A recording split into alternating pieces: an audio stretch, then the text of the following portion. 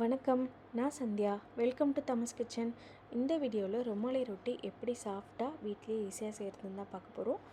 இரும்பு பேன் இல்லாத தோசை சட்டி வச்சுட்டு நம்ம இதில் ஈஸியாக செய்யலாம். இதுக்கு 1.5 கப் மைதா எடுத்துக்கிறோம். 1.5 கப் மைதாவுக்கு 1/2 கப் கோதுமை மாவு, இதான் கணக்கு. இது கூட தேவையான அளவு உப்பு போட்டுக்கிறோம். உப்பு நிறையா பிடிக்காது, பார்த்து கம்மியாக போட்டுக்கோங்க. 1 டேபிள் ஸ்பூன் சால்ட்டு போட்டுக்கிறோம். கொஞ்சமாக ஆயில். இது எல்லாத்தையும் போட்டுட்டு ஃபஸ்ட்டு இந்த மைதா மாவு, கோதுமை மாவு, உப்பு, சர்க்கரை, எண்ணெய் அது எல்லாத்தையும் ட்ரையாக நம்ம ஃபஸ்ட்டு மிக்ஸ் பண்ணி விட்டுறோம். அந்த உப்பு, சர்க்கரை, எண்ணெய் எல்லாமே மாவு கூட நல்லா கலக்கிற மாதிரி மிக்ஸ் பண்ணி விட்டுறோம். மிக்ஸ் பண்ணி விட்டுட்டு இது கூட 1 கப் பால் ஆட் பண்ணிக்கிறோம். பாலை ஆட் பண்ணும்போது நம்ம கொஞ்சம் கொஞ்சமாக விட்டு விட்டு ஆட் பண்ணணும். ஒட்டுக்கா எல்லா பாலையும் ஊற்றி ஆட் பண்ணக்கூடாது.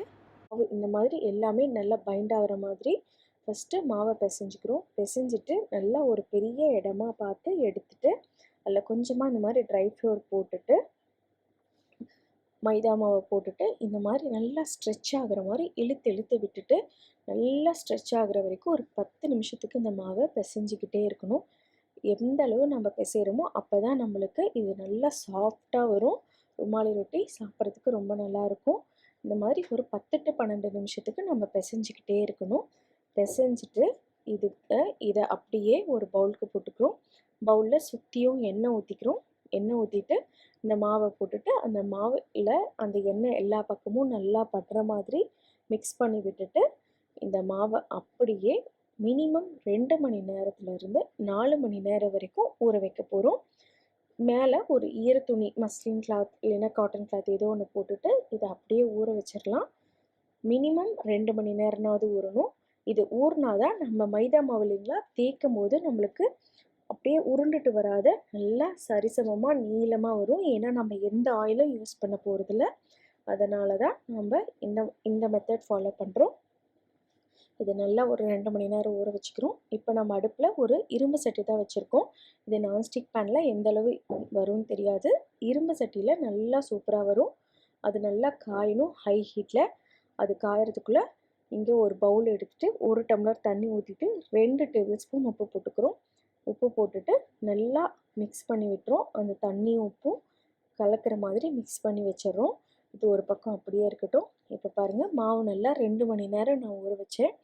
இந்த மாதிரி ஊறி இருக்குது. இதை நம்ம ஒரு லெமன் சைஸ் பால் எடுத்துக்கிறோம்.